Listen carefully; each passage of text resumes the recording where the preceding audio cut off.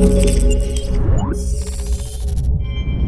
what's going on guys, Arekkz here, and welcome back to another Monster Hunter World video. And in today's video, this one is the Megaton. This is the video I've been promising all week, and now that I'm back from E3, I can finally sit down and put it together.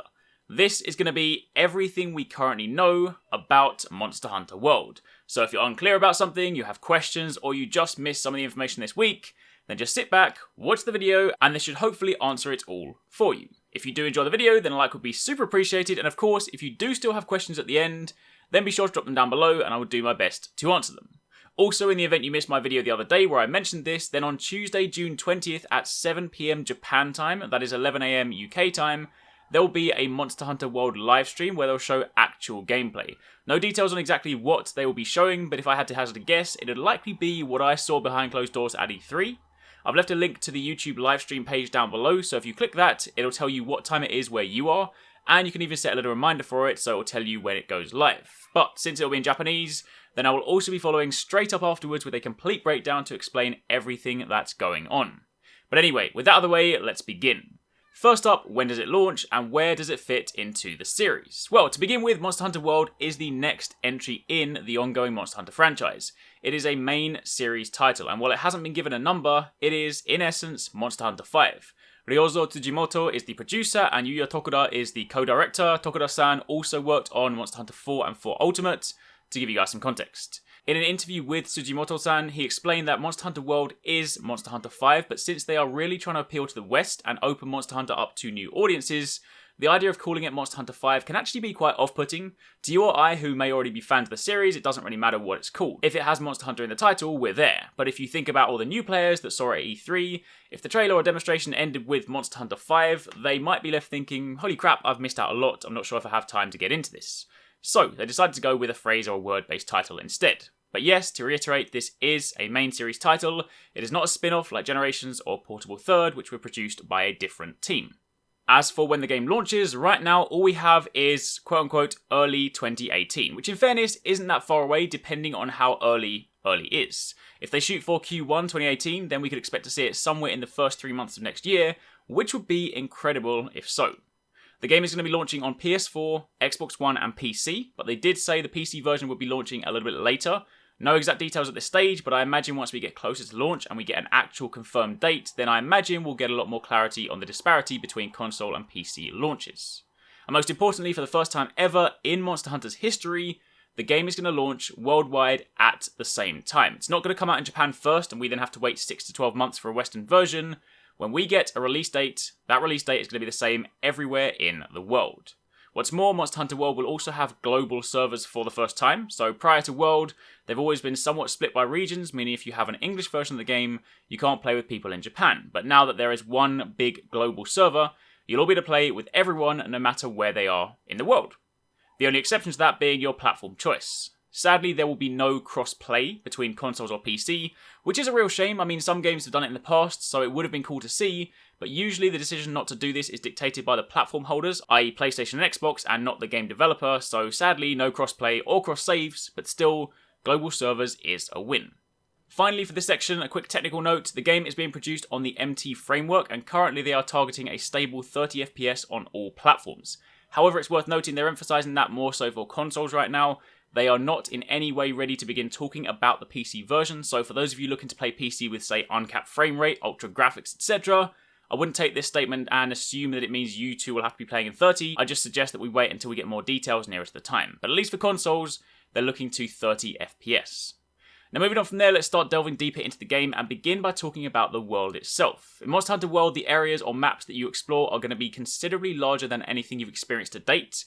In one interview they said they'd be at least 2 times as big as the biggest map we've explored thus far, but by far the most notable change is the fact that the maps are now fully open, no loading zones. You have a map which you can bring up in-game, like a full screen map, as well as your mini-map that is now present in the bottom left-hand corner of the screen, and this map gives you a good idea as to just how large the explorable areas are.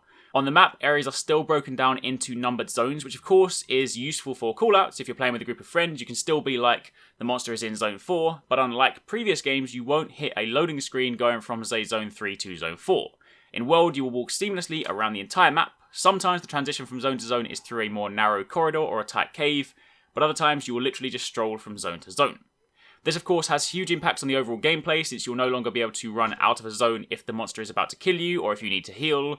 You will now need to make much greater use of the actual environment itself to keep you alive.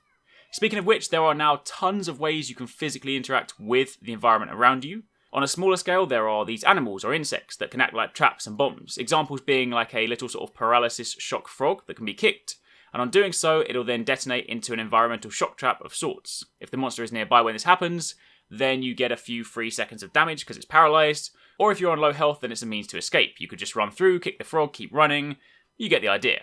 However, those traps could also hurt you, so stand too close and you'll be the one getting shocked. There are also flash flyers that can be shot, and in a similar way to the frog, they will then detonate and be used to blind the monster, so an environmental flash bomb.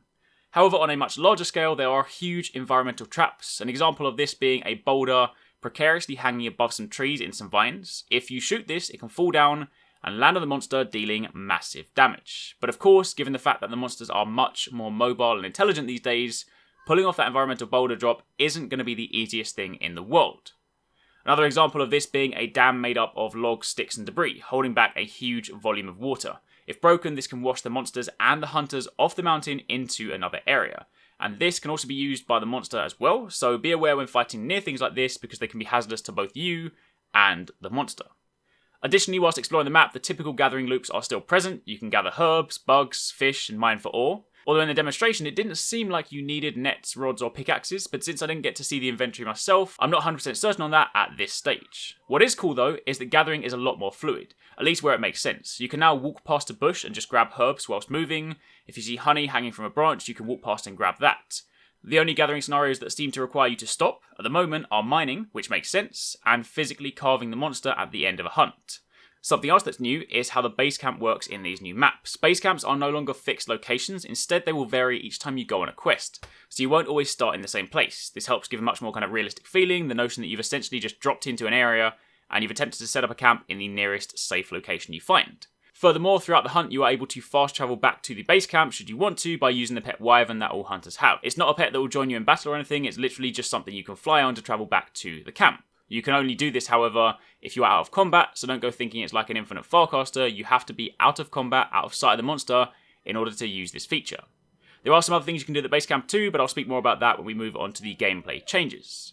The last thing I want to mention on the world map side of things is that while the maps are fully open for you to explore, Monster Hunter World is not an open world game. You still have a hub town. We haven't seen it just yet, but it has been confirmed that it is there. This is of course where you go to get quests, craft armor and weapons, buy items, and of course, party up with other players. And when you embark on your quest, this is when you'll venture to these new open maps. So you will see a loading zone between the hub and the map, but once you're in the map, it is fully open. The area we saw in the demonstration was the ancient forest, and while this area does look a little bit bland with a lot of sort of muddy colour tones and predictable green forests, they have said there will be a diverse range of maps for us to explore. I guess they just chose the forest for a demo like this since it's familiar. Anyway, now that we've discussed the open world, let's move over to talk about gameplay changes, since there's a lot of new stuff to talk about. It is, however, very important to begin by stating that this is still very much a Monster Hunter game. Even with a lot of these changes in place, paired with the fact that a lot of you have yet to actually see gameplay outside of the trailer, it's understandable that some people may be concerned. But let me just tell you right now, I sat through 2 separate 20-minute demonstrations at E3, and this is 100% a Monster Hunter game through and through. So come Tuesday, when we see that gameplay from the live stream, I think a lot of the concerns that any of you guys had will quickly be alleviated. In fact, what's more exciting is that Monster Hunter World is the first time the series has truly evolved beyond the basic formula. Sure, over the years we've seen many significant changes, but the core gameplay experience that underpins all of those features has always remained fundamentally the same, whereas World truly feels like Monster Hunter is stepping into the next generation, which I'm personally super excited about. One of the first new gameplay features you will notice from the get-go is that the game now has cutscenes and fully voiced interactions with NPCs. In the demonstration, the developers were playing what I can only assume is a tutorial mission for the game. You dropped in at the beginning to meet an NPC at the base camp. This NPC spoke to you in English, explained what it was you had to do, and actually spoke to you throughout the mission as well. Of course, I very much doubt this will be the case all the time, but since this gameplay demo had on-screen button prompts, I'm going to assume this was created as a sort of tutorial mission, which in itself is also very cool. Monster Hunter has always had some pretty bad ways of introducing you to the game. Sure, if you're a veteran of the series, you just skip past them, gather your herbs, your mushrooms, defeat your basic monsters, and you get on with the game. But if you're new, the game has never really done a good job of truly teaching you how to play. But this demonstration was genuinely very useful, so that in itself is pretty exciting. As you explore the world, scout flies will become your new means to track monsters. Since we're now exploring a fully open map, a map where monsters outside of the one that you are hunting exist and roam, and the monster you're targeting too has its own agenda, gone are the days of it always just starting out in a predetermined area, and while you could just roam the map on your own, hoping to cross paths with your target, the scout flies now give you a means to track the monster, and this new system replaces the paintballs. On your character's waist is a jar that holds these flies, and located around the map are footprints or mucus on trees from the monsters that you're after. These are typically highlighted in green, and interacting with them will level up your scout fly. Interact with these enough and level it up enough, and your fly will get the scent of the monster and lead you there. Once you're in combat with the monster, the flies go from green to red to indicate that the monster is now focusing on you. Also, once the monster has been tracked, it'll be marked permanently on the map, so you don't have to worry about the scout flies wearing off like paintballs used to. Another addition to your arsenal is the grappling hook / arm cannon combo you have on your left arm. This actually serves a number of purposes in gameplay. You can use it to fire rocks, nuts or bombs to either distract or lure a monster or deal damage to, say, a smaller group of monsters that are harassing you. However, the grappling hook can also be used to traverse the environment. Usually located up higher, you'll see nodes. These might be on trees, on rocks or in vines, and you can use these nodes to grapple onto them. So you can either climb quicker or you can swing from them to land an aerial attack on a monster. The other use of the grappling hook is when you mount. Mounting monsters is still present, only this time it's a lot more involved. When you mount a monster, you hold on like you have always done so, but now your minimap is your indicator as to when you should attack and when you should grab on. The previous progress bar is gone, instead your map will glow white around the outside, and this signals that you can begin attacking the monster while you're on its back. The second the glow goes from white to red is when you need to hold on. However, on top of that, you can also move around the monster while you mount it, so there's no longer one fixed location you need to sit on, and while some of the attacks are done with your carving knife, there are select situations where you can actually use your main weapon whilst on the monster. It was actually quite hilarious trying to sort of see a greatsword user wielding a massive sword whilst on the Anjanath's back. If you mess up during the mounting process and the monster throws you off, this is where your grappling hook comes in. You can actually grapple back onto the monster and resume the mounting process. The timing on this does, however, appear to be pretty tight, so if you're not paying attention, then you'll miss your opportunity.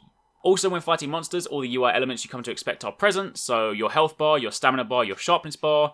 Weapon sharpness is pretty cool now actually. It's more like a gauge, so it still shows the weapon shape, but the gauge depletes as you fight, so you have an actual idea as to when your weapon is about to go blunt. You can also use healing and stamina items whilst you're moving, but they do slow you down a little bit, so when using a health potion you can walk, but you won't be sprinting. Same goes for eating, say, a well-done steak or anything like that.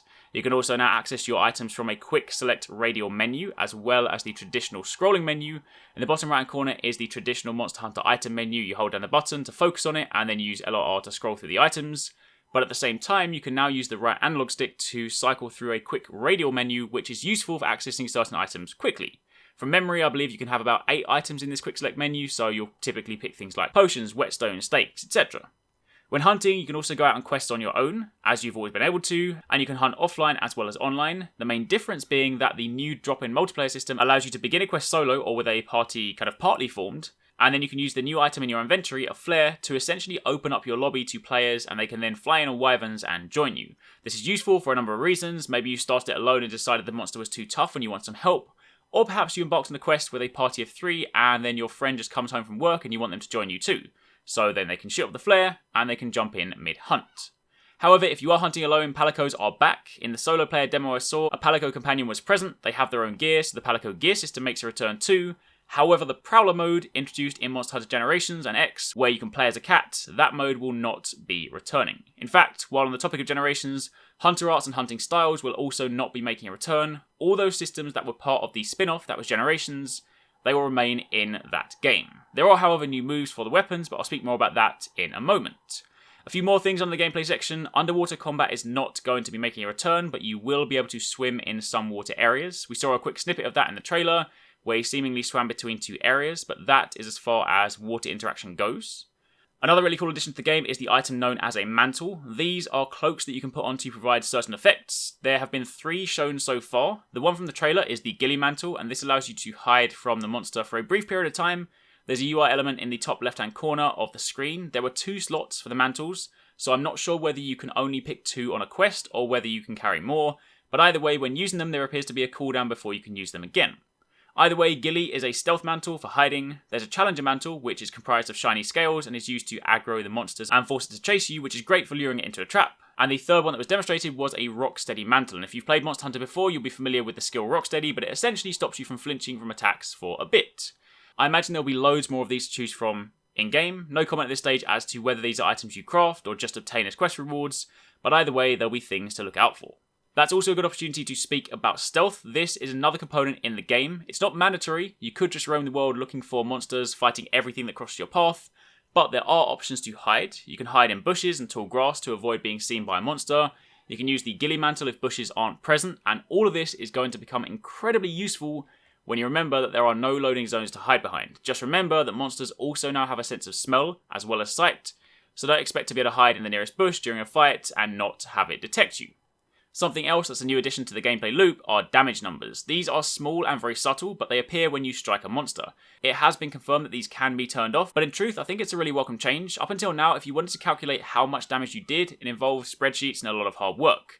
Now you have instant feedback. This is great for people learning the game, learning where to attack a monster, being able to see that, say, like, I don't know, a cutting weapon does more damage to the chest, meanwhile a blunt weapon does more damage to the head, or something like that. That is going to be incredibly useful when people are learning weapons. It's also interesting to see how this factors in when, say, cutting tails. Hitbox is now more complex. During the demonstration, I saw the developer was able to cut off Anjanath's tail, and the interesting thing was that the upswing hitting the underside of the tail, which was more squishy, did more damage than an attack going top down, hitting the top of the tail that had more scales on. So little things like that would often go unseen without the ability to see these numbers. It also goes great lengths to indicate just how powerful environmental traps are too, like dropping boulders on monsters. Typical hits were, say, 5 to 10 damage, maybe charge attacks being, say, like 20 damage. Meanwhile, environmental traps saw damage numbers in the hundreds. Also, just to confirm, since I saw a rumour going around at one point, despite the addition of damage numbers, monsters do not have health bars. So you still need to observe the monsters, look out for the usual signs that indicate them getting weak. So, that's a pretty big recap on some of the most notable gameplay changes, but now let's talk about the weapons. For the most part, the demonstrations were done with the greatsword and the heavy bowgun. However, during the multiplayer demonstration throughout the day, they showed a few more weapons. The one that I was in had the bow, but speaking to Geisenhunter and Kogath, they had a chance to see longsword and dual blades in action too. There was also a sword and shield user present in my demonstration, but since the camera wasn't on him, a lot of the time it was quite hard to see what was going on. Now, before I speak about some of the weapon changes, I do want to touch on the fact that you can now swap weapons and gear mid-hunt. I mentioned earlier that you can fly back to the base camp. Well, when you do this, you can swap your gear. So during the demo, they went from greatsword to heavy bowgun. The reason they said this is important, the decision behind doing this, is because environments are now a lot more unpredictable than before. Sure, you might head out on a quest to, say, hunt Anjanath, but unlike previous games where you might be told that there will also be a Rathalos to hunt at the same time, in Monster Hunter World that's not always the case. Other monsters just exist in the world. They roam it whether you like it or not. They won't always be there, but they can be. So in one quest, a Rathalos might be flying around minding its own business. But another time it may be there in its nest at the top of the mountain, and because there are so many unknowns, the ability to change your gear allows you to adapt to these situations. It is however important to state that it appeared you can only swap gear. It doesn't seem that you can go back to the base camp and grab an extra 10 potions if you run out. So there is still going to be the challenge factor that you come to expect from a Monster Hunter game, just now with a little bit more versatility. But, now speaking a little bit about the weapons, for this it will be a lot easier to describe once we have actual gameplay, but Greatsword has a lot of the moves that you would expect. The heavy charge, which is now displayed with a visual red glow on your hunter instead of the sword flashing. It has the upswing, the side swipe, and a new shoulder charge that seems to come after a dash. The bow has a really cool dodge. I've been calling it a fade step since it's sort of what it looks like, but after a shot you can then dodge or fade step and go into the next shot. Great for repositioning, but after the third shot you then scrape the ground with your arrow, set it on fire and shoot a fire arrow, which is super sweet. Plus, bow has the usual arrow attack where you can just swipe with the arrow itself, and this can be used in the air to mount the monster. The heavy bowgun looks super exciting this time round. You're now able to move while shooting. It looks a lot more like a sort of third-person shooter. Think when you say rip a mounted turret off in Halo and walk around with it, or maybe using a machine gun in Gears of War, that sort of feel. It has a crazy Gatling gun burst, which is where it basically becomes a machine gun, but it also has a ton of other shot types too, sticky bullets, elemental bullets, all the usual culprits. As for the longsword and the dual blades, I didn't get to see these ones myself, but chatting to the others about them, longsword still has the usual moves. The spirit combo now looks super flashy with the new visual effects, and the dual blades, when you enter the demon mode, you now flip your blades backwards and hold them in a different stance. Of course, weapons will have new moves too, but since the hunter styles and arts aren't present, we are back to a more traditional Monster Hunter combat style, which again, I'm really happy about. I loved styles and arts in Generations, but I think for this game, this is definitely the best move. It's also worth calling out that during the tutorial mission, they were showing there were actual button prompts in the top right hand corner. I assume this is only present during the tutorial or is something you can turn on and off, but it did tell you all the basic moves, light attacks, heavy attacks, the combo button attacks, etc. Also a note on returning weapons, all 14 weapons will be making a return, and that is the 14 from 4 Ultimate. Tonfas from Monster Hunter Frontier will not be in World. So that means your weapons are sword and shield, greatsword, longsword, dual blades, hammer, lance, gun lance, switch axe, charge blade, insect glaive, hunting horn, bow, light bowgun, and heavy bowgun. Next up, moving on from weapons, let's talk about monsters. So far we've seen 3 main monsters and a few small ones too. The Anjanath is the T-Rex looking thing that has these big flaring nostrils and wings when it enters rage mode, plus there's a Rathalos, and this smaller monster that looks like it's a mix between Zamtrios and Royal Ludroth. Monsters in World are much more advanced than ever before. They have much greater AI, more nuanced movesets, making them much harder to read or predict like before, but they also have their own agendas when in the world. They won't always attack you simply for entering the same area that they're in. Sometimes they'll walk straight past you if they don't deem you a threat. However, conversely, if you are being chased by them, then given the open nature of the map, they will literally chase you everywhere. They'll break through parts of the environment to get to you, destroying other elemental traps in the process, and sometimes even reveal hidden areas that weren't previously accessible. Monsters also have a sense of smell as well as sight, so I mentioned earlier that stealth won't always be an option if the monster can smell you. What's more, there's now a very distinct monster food chain or hierarchy, and you can use this to your advantage. In the multiplayer demonstration, they used the Challenger Mantle to lead the Anjanath up to the Rathalos nest. Now, as I mentioned earlier, Rathalos won't always be there, but during the demonstration, it just so happened that it was. At this point, Rathalos is the dominant predator, so it can fight with the Anjanath, and unlike previous Monster Hunter games where they'll focus on you and perhaps hit one another in the process, in this new system their focus will switch. When the Rathalos and the Anjanath fought, it gave you the time to heal or call in friends, or if you wanted, just walk away. So if you're hunting and you get the monsters weak, it is entirely possible to use this new system to finish the job. Even some of the smaller monsters will get involved from time to time, like when the Anjanath was knocked over using the environmental trap, the developers dropped a rock on its head, it fell down for a bit, and while the hunters were doing some damage to it, the smaller monsters saw this as an opportunity to try and attack too, so everything about World is so much more alive and things interact much more with one another. Learning about this new system is also going to be incredibly important. If you learn the monster food chain, then the way you hunt and take advantage of monsters crashing the party might well change. And then finally, apologies this video has been so long, but just a few miscellaneous points that I didn't include in the other sections. Voice chat will be present in-game, so you don't have to use the platform-based chat system if you don't want. Multiplayer is online only. While you can solo hunt offline, there will be no local multiplayer. The sound does still play when you cook a well-done steak, despite not seeing it in the trailer. Gestures will once again be present in-game, so you can dance, wave, sit, etc.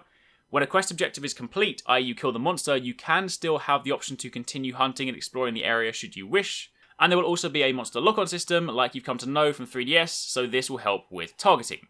But that, my friends, is really all we have to go on right now. That is everything we know about Monster Hunter World, at least until Tuesday when we get new gameplay. Thank you very much for watching, especially if you guys made it all the way to the end. If you did, then let me know in the comments down below. And of course, keep it locked for much more Monster Hunter World coverage. I'm going to ensure that I keep you guys bang up to date on this game, so anytime something new is shown, I'll have a video for you guys. So if you don't want to miss anything, then keep it locked. And of course, subscribe if you're not already. But until then, thank you for watching. Take it easy. Catch you next time. Peace out.